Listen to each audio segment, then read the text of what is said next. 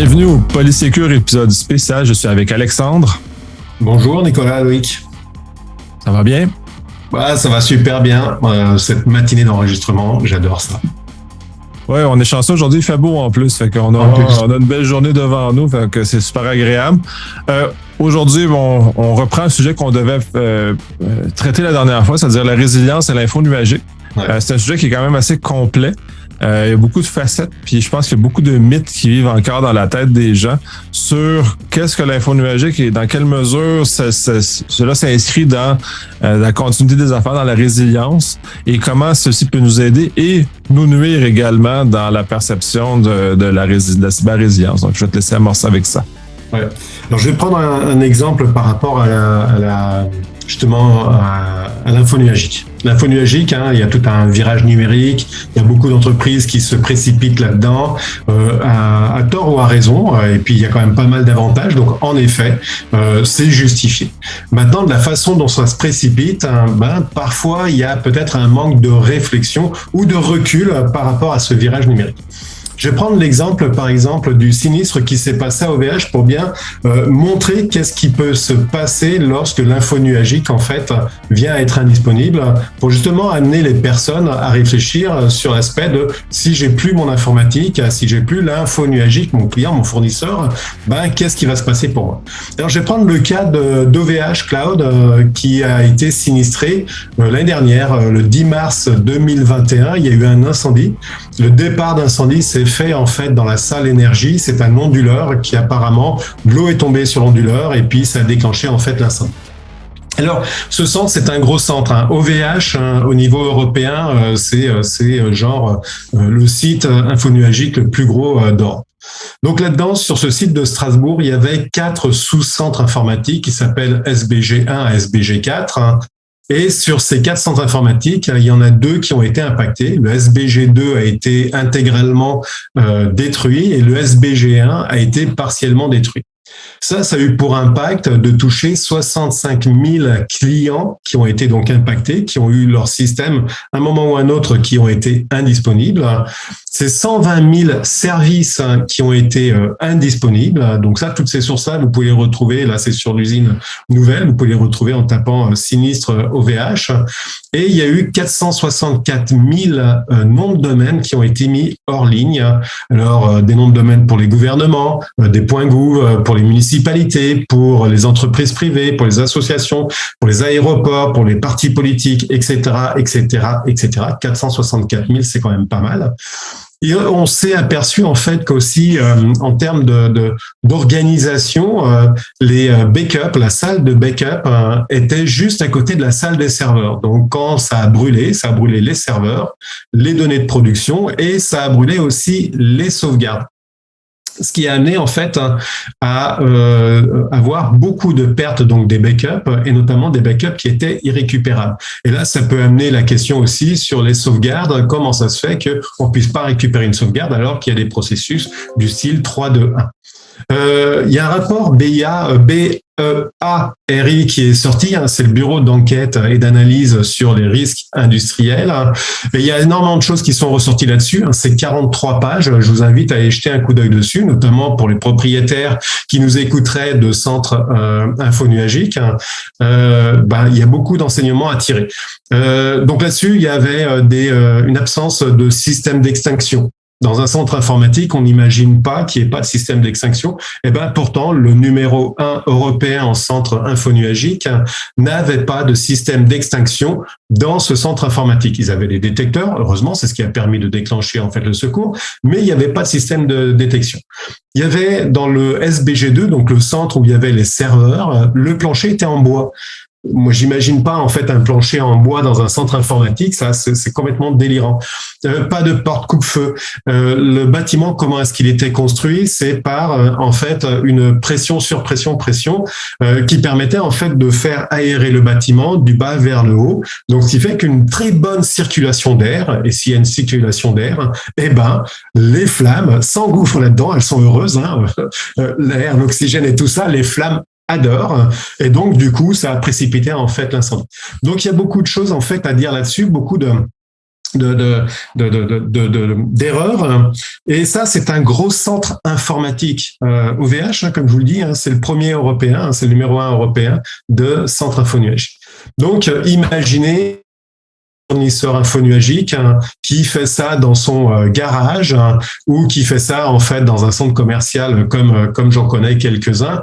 Imaginez si le plus gros n'avait pas ça, le plus petit, je suis pas sûr qu'il ait ça. Donc tout ça pour dire que on a beau mettre son informatique dans l'info nuagique, il faut quand même prendre des informations sur le fournisseur et notamment sur tous ces systèmes de reprise, de continuité de service, de continuité de maintenance de leur système, etc. Et ça, en fait, avec cette vague de tournant numérique, on regarde pas ça. La première des choses qu'on regarde, en fait, c'est le prix et c'est vraiment dommageable parce que il y a une expression que je dis régulièrement et j'ai écouté, je crois que c'est David ou toi dans un podcast précédent, et ça, c'est juste l'expression que j'utilise. L'info nuagique, ce n'est pas magique. Loin de là. Même si c'est pratique, ce n'est pas magique. Donc, il faut vraiment regarder. Donc, si vous avez votre fournisseur info nuagique et vous n'avez plus de fournisseur info nuagique, il y a un impact pour vous. Oui, ben évidemment. Puis là, tu as parlé spécifiquement d'OVH, mais on a des pannes dans Azure, il y a des pannes dans AWS qui sont majeures. Il y a eu des sinistres aussi chez les autres fournisseurs, là, juste pour pas mettre le spotlight spécifiquement sur OVH. Puis l'ensemble de la réflexion, pas parce que je vais consommer OVH que je vais te faire plus attention. Le même degré d'attention doit se faire chez tous les fournisseurs, justement, parce que il y a eu plusieurs pannes, dont celles qui sont les plus évidentes sont celles de AWS, où on a une panoplie d'autres services qui reposent sur AWS, qui tombent en panne en même temps, comme Netflix, par exemple, comme plein de plateformes de e-commerce, des choses comme ça. Donc, la réflexion, elle est vaste parce que justement, c'est pas magique. Et on délègue pas tant que ça. Puis là, en même temps, parce qu'il y a eu, tu mentionnais beaucoup d'entreprises qui sont soit qui ont disparu ou qui ont été largement endommagées par le sinistre d'OVH. C'est parce qu'ils n'ont pas lu les clauses de leur contrat avec OVH, parce que c'était c'est pas prévu qu'il y avait de la relève dans leur autre le petite relève locale avec des copies de sauvegarde locales comme les autres faisaient, mais il y avait pas sur 2 sites, il y avait pas des choses supplémentaires, il y avait pas d'éléments comme ça qui sont très importantes à tenir en compte aussi. Là, c'est la réflexion, il faut qu'elle soit aussi chez l'utilisateur des services infonuagiques. Ouais, tout à fait. Je veux juste compléter, et en effet, on met le spotlight sur OVH parce que c'est un cas d'école qui est énorme. Un centre informatique qui brûle, c'est pas tous les jours, et en plus ça, un centre informatique qui fait de l'info nuagique, c'est pas tous les jours non plus. Mais en effet, quand on voit, par exemple, en décembre 21, il y a eu 3 pannes à suivre sur AWS. Xbox pendant 4 jours, le cloud d'Xbox pendant 4 jours, il n'a pas fonctionné. Apple Store en mars 2022, et puis Microsoft aussi. Donc, en fait, il faut bien voir qu'en effet, tous les fournisseurs sont sujets à des pannes de maintenance. On l'a vu avec Roger, ça a été un des podcasts qu'on a fait. Donc, tous les fournisseurs. Maintenant, tu as rajouté quelque chose qui était très, très juste. C'est que si les fournisseurs, ils ont une responsabilité de moyens, de services, il n'empêche que l'utilisateur a une responsabilité de réfléchir et de lire, en fait, les petites lignes qui sont dans le contrat. Et dans le cas d'OVH, c'était très intéressant aussi, parce que dans le contrat, c'était clairement spécifié que les sauvegardes sont un supplément et qu'il faut payer en fait un supplément pour avoir des sauvegardes. Pour la reprise informatique, la résilience des systèmes, soit dans le même centre, soit géolocalisé, c'est pareil, tout ça, c'est des options.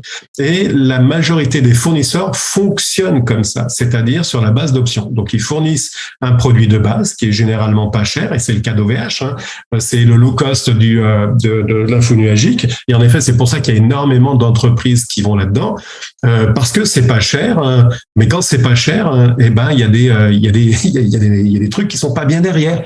Et donc, c'est au client, en effet, de regarder ce qu'il en est et de cocher la bonne case sur Microsoft. C'est une case qu'on coche pour avoir, en fait, des sauvegardes. C'est une case qu'on coche pour avoir de la reprise informatique, qu'elle soit géolocalisée ou pas.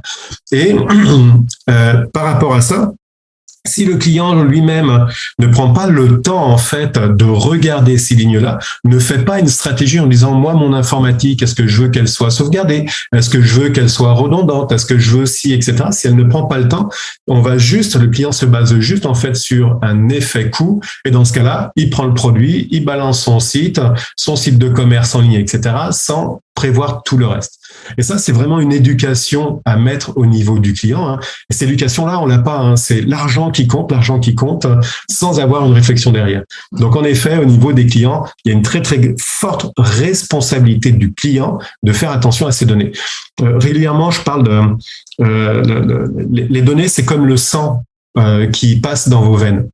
Si vous avez plus de sang, vous mourrez. Si vous avez plus de données, votre entreprise meurt. Là, dans le cas d'OVH, je crois qu'il y a à peu près 3000, alors les chiffres varient là, mais bon, même 3000, c'est déjà énorme. Il y a 3000 entreprises qui ont déposé le bilan à l'issue, en fait, de ce sinistre-là. Parce que elles avaient perdu la totalité de leurs données, la totalité des informations de leur système. Donc, elles étaient mortes. Elles n'ont pas pu redémarrer. OVH a donné 6 mois de gratuité, pour les gens qui avaient perdu des données. Autant te dire que la compensation n'est pas suffisante par rapport, en fait, à la perte que l'on vit. Oui, c'est assez majeur comme élément, puis justement sur le dédommagement, ça on peut toujours, on a toujours place à ça. On l'a vu avec le cas de Tim Hortons à quel point les gens ne sont pas satisfaits de celle-là. Les gens ne seront jamais satisfaits de toute façon de ce genre de type-là. Puis c'est ce que c'est, mais c'est justement la vie même de ces organisations-là. Puis faut aussi le réfléchir, qu'est-ce qu'on fait s'il y a une panne. Puis c'est là où je pense que dans ce cas, les 3000 entreprises que tu fais référence, cette réflexion-là sur qu'est-ce qu'on fait si on perd nos données, qu'est-ce qu'on fait si on veut avoir de la continuité. On parle les plus des services comme qui reposent sur AWS, par exemple, ou Azure, où il y a des pannes qui sont majeures. Qu'est-ce qui arrive? Qu'est-ce qu'on fait dans le cas d'une panne Azure? Qu'est-ce qu'on fait dans le cas d'une panne AWS ou OVH dans ce cas-ci? C'est quoi la mesure qu'on met en place? Le fait de géolocaliser, ça en est une. Est-ce qu'on veut le payer? Est-ce que notre service est suffisamment important pour que ça soit fait comme ça? Est-ce que c'est important? Est-ce que nos données sont des données utiles à conserver ou sont juste consommables? Fait que c'est un paquet de réflexions qui est fait. Là. Bon, on vient encore dans la magie. Ouais, c'est ça. Ça, justement, tout ce paquet de réflexions-là, ça prend du temps, ça prend de l'argent. Et en fait, quand on part sur le cloud, on envisage en fait de réduire ses coûts. Donc, c'est paradoxal. C'est qu'en effet, quand tu vas dans un centre infonuagique ou même d'ailleurs chez toi, il faut regarder qu'est-ce qui est important pour toi. C'est quoi ton cœur de business? C'est quoi tes activités qui sont essentielles? Et en effet, une fois que tu vois tes activités qui sont essentielles, c'est de dire, OK, si moi, les systèmes informatiques qui sont en support à ces activités essentielles ne sont pas disponibles, comment est-ce que je maintiens mon business? Donc là, par rapport à ça, il y a tout ce qui va être récurrence informatique, donc de la reprise informatique, de la géolocalisation, de l'actif-actif, actif-passif et toutes ces technologies. Mais ça va aussi plus loin que ça parce que l'informatique, la technologie n'est pas infaillible. Vous pouvez avoir des effets cascades sur des points uniques d'accès qui peuvent tomber. Dans ce cas-là, votre informatique ou votre secours, vous pouvez aussi ne pas l'accéder.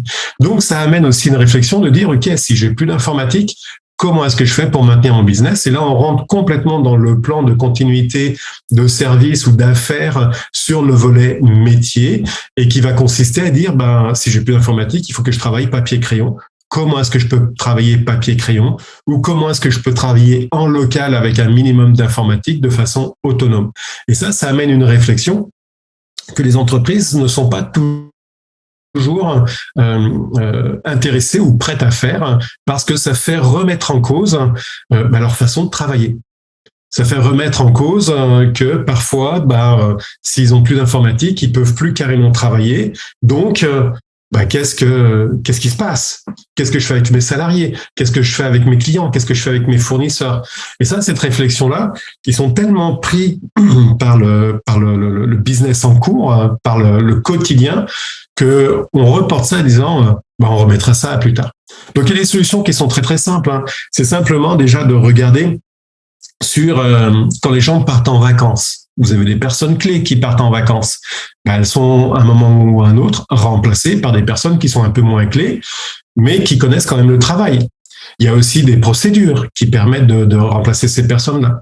Au niveau régulièrement, il y a des pannes, comment ça s'appelle, d'électricité. Ça arrive au Québec, ça arrive de façon assez régulière.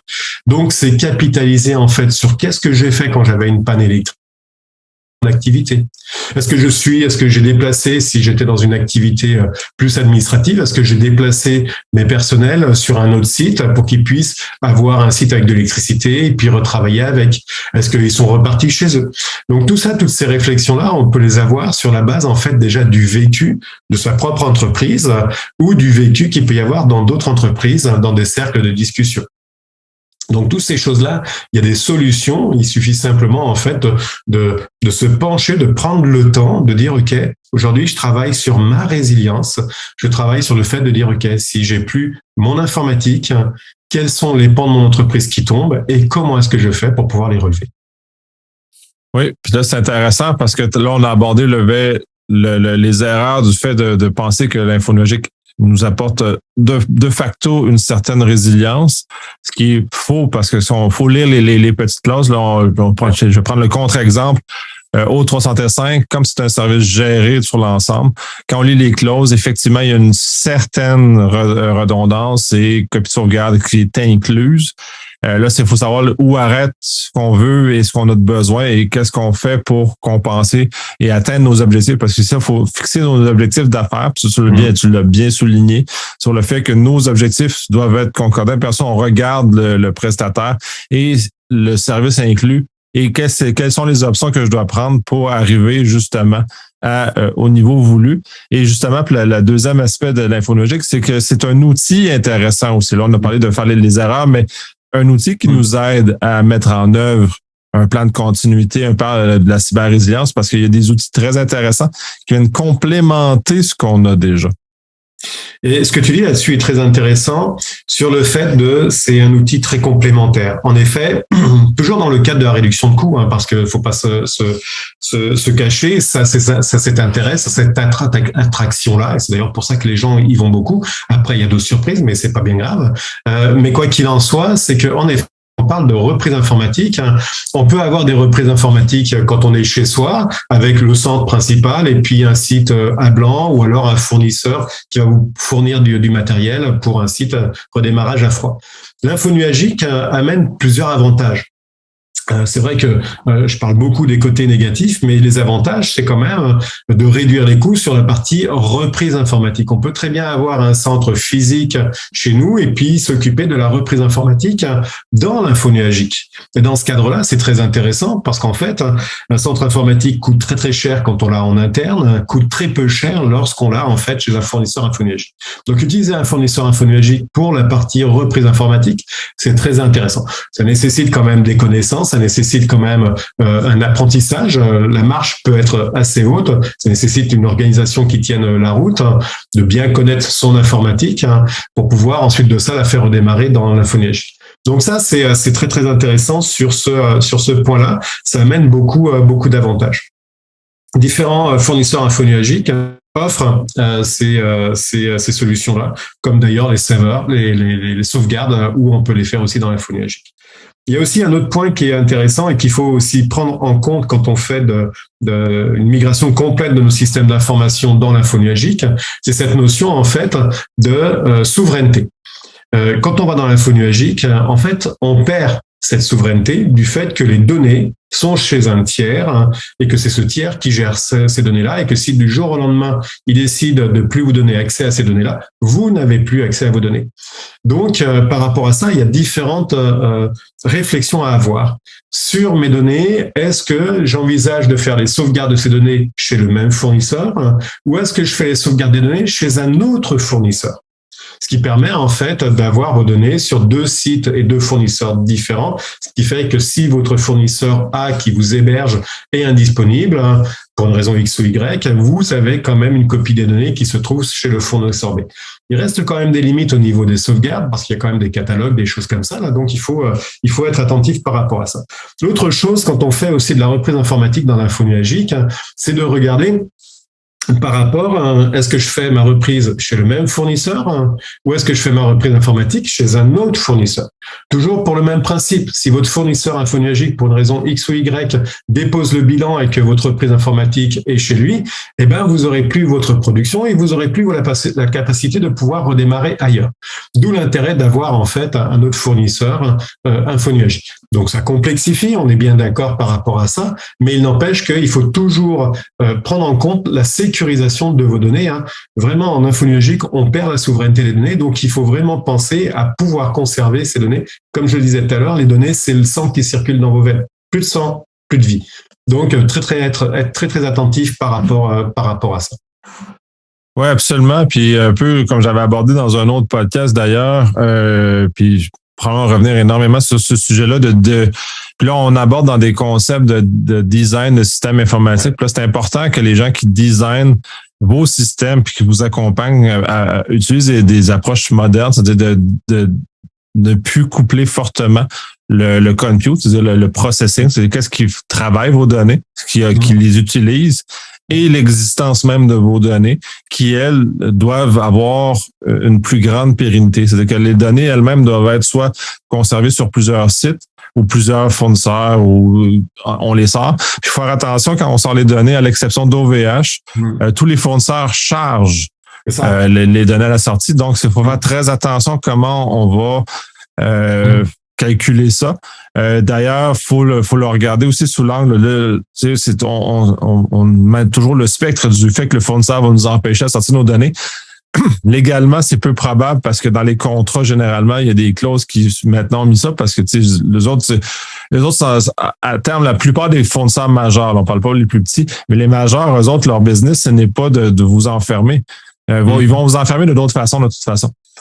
Par le fait que les données sont très difficiles à manipuler en dehors de leur système à eux, mais ils n'ont aucun intérêt à vous donner l'impression qu'ils vous empêchent de sortir parce que cette peur-là, justement, empêche les clients d'y aller. Fait que ça, faut le regarder correctement aussi parce que du mythe à la réalité, il faut vraiment le mettre en œuvre. Mais en même temps, quand on va construire un service, un volet service complet comme un O365, les données, même si on est capable de sortir facilement, sont inutilisables dans un autre système. Dès lors, faut être capable de le réfléchir comment on fait, parce que j'ai eu un cas, puis je n'ai eu plusieurs cas qu'on m'a consulté pour des backups dans O365, par exemple. Puis là, je dis, quel est votre objectif? Parce que si vous voulez faire de la reprise, oubliez ça, ça sert à rien.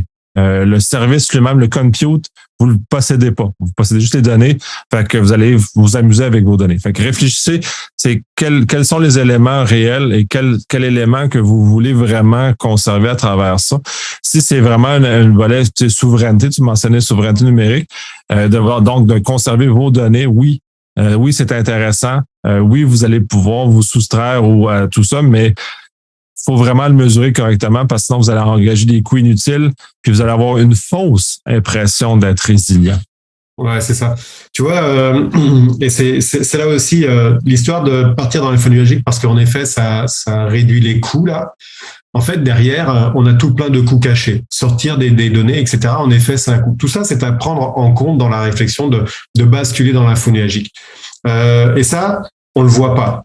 On bascule et seulement après, on va traiter l'aspect reprise informatique. Parce qu'il y a quelqu'un qui va dire « Ah ouais, mais il faudrait penser à la reprise informatique. » Et puis, il y a quelqu'un d'autre qui va dire « Ouais, mais est-ce que tu as des sauvegardes qui sont prévues ?» Ah ben non. Donc, tout ça, en fait, on part bille en tête en disant « Ok, on va économiser. » Par contre, ensuite de ça, là, il y a des coûts supplémentaires qui arrivent.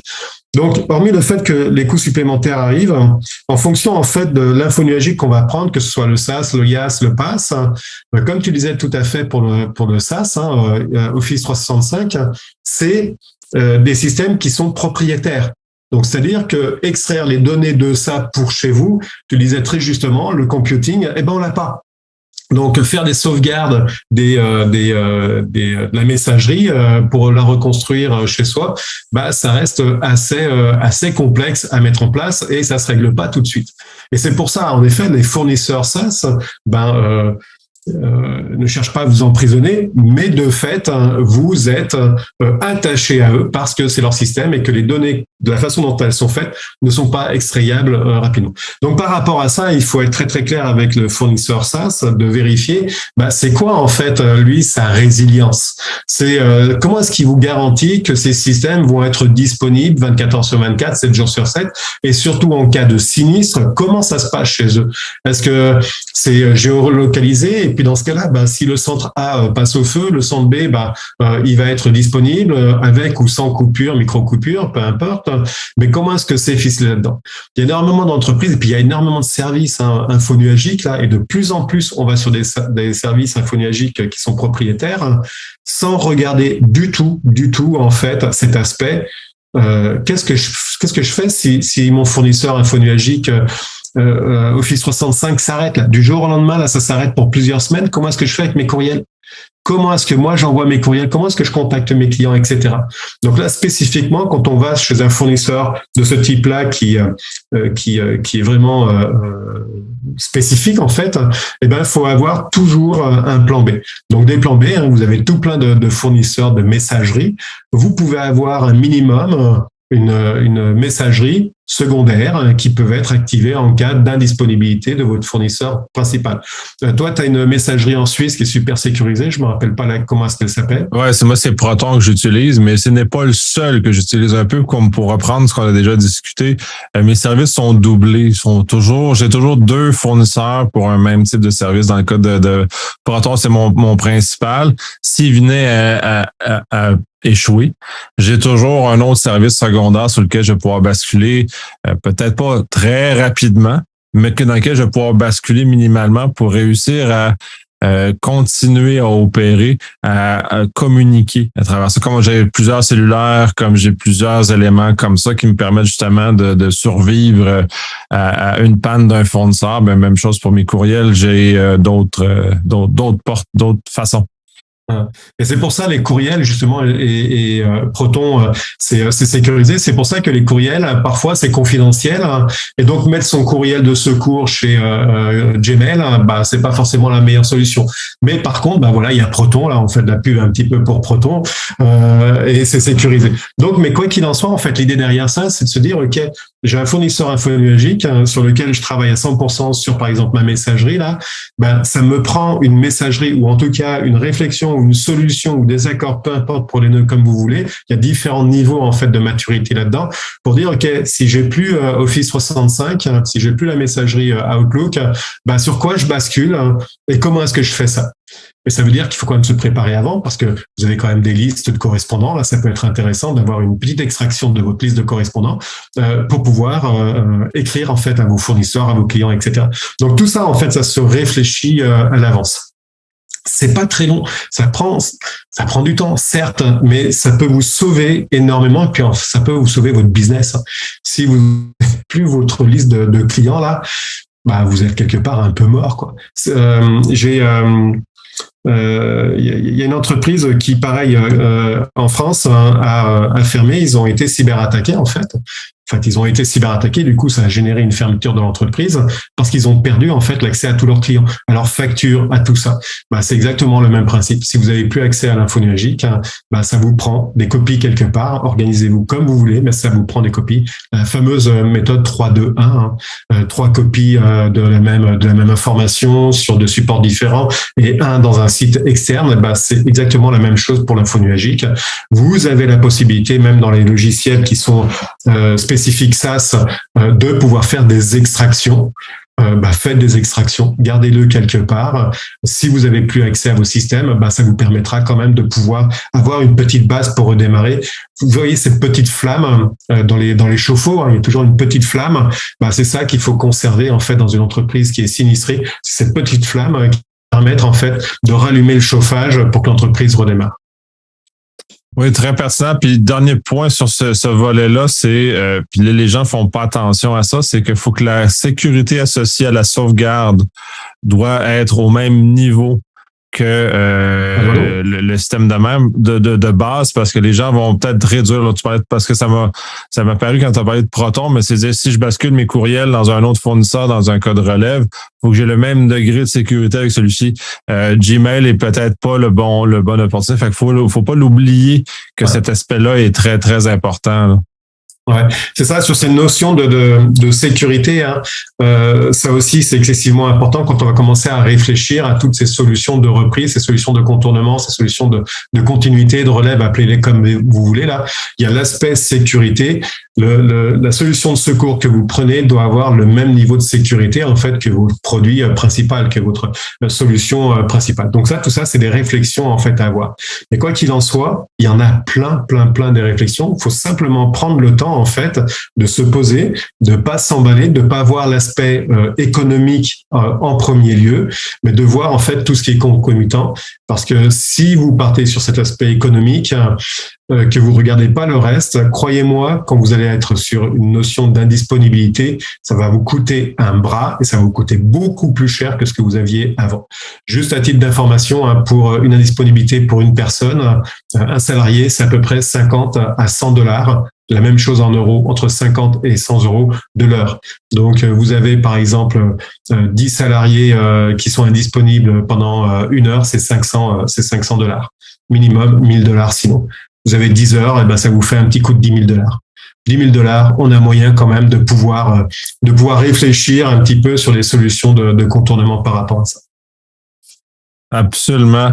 Donc, on va conclure cet épisode-là à ce moment-ci. On a déjà abordé le sujet correctement. On va sûrement y revenir dans d'autres épisodes parce que c'est des sujets complexes qui sont longs et avec des ramifications très importantes. Merci beaucoup de ce partage. Ça fait vraiment plaisir et c'est toujours agréable en fait de partager et puis d'échanger avec toi. C'est toujours un plaisir. Merci.